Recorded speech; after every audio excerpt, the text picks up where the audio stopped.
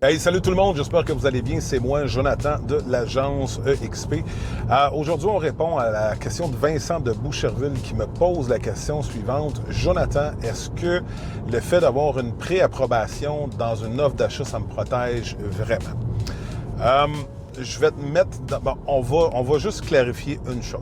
Tu peux soumettre une offre d'achat sans préapprobation.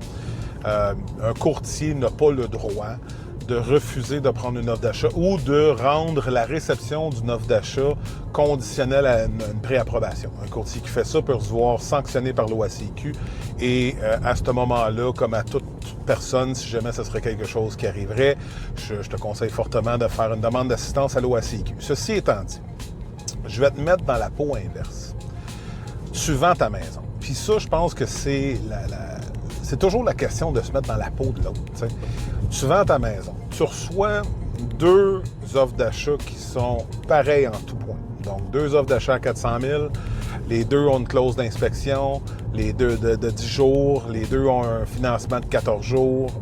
Et l'acheteur A t'amène une lettre de préapprobation. Fait que lui, il a fait l'exercice d'aller faire tester les ratios, hein, c'est toutes des questions de ratios. Là, j'explique souvent ça dans d'autres capsules.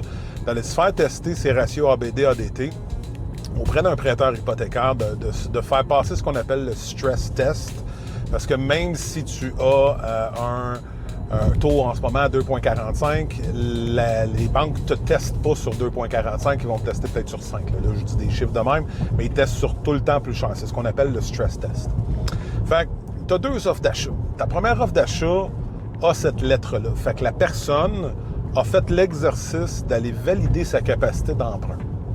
Puis il est capable d'acheter ta maison à 400 000. Fait que la personne numéro 2, puis tiens, je vais même faire mieux que ça. La personne numéro 2 t'offre 405 000, donc 5 000 de plus.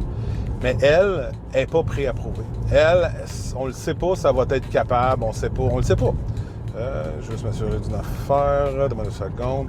On ne le sait pas. On ne sait pas si elle est capable de prendre en charge l'hypothèque. Fait que oui, elle t'offre 5 000 de plus, mais ça, pour un vendeur, qu'est-ce que tu préférais? Tu sais, idéalement, puis moi, dans mon contexte où ce que je conseille un vendeur, bien, à la base, je dirais au vendeur, regarde, oui, c'est vrai que tu offres 5 000 de plus, mais la réalité des choses, c'est que tu n'es pas préapprouvé. Fait qu'on ne connaît pas. Ça, c'est un inconnu que dans un contexte de vente d'achat, on n'aime pas. Fait que pour moi, c'est primordial et ça te protège grandement d'être préqualifié. C'est pas obligatoire, mais c'est judicieux.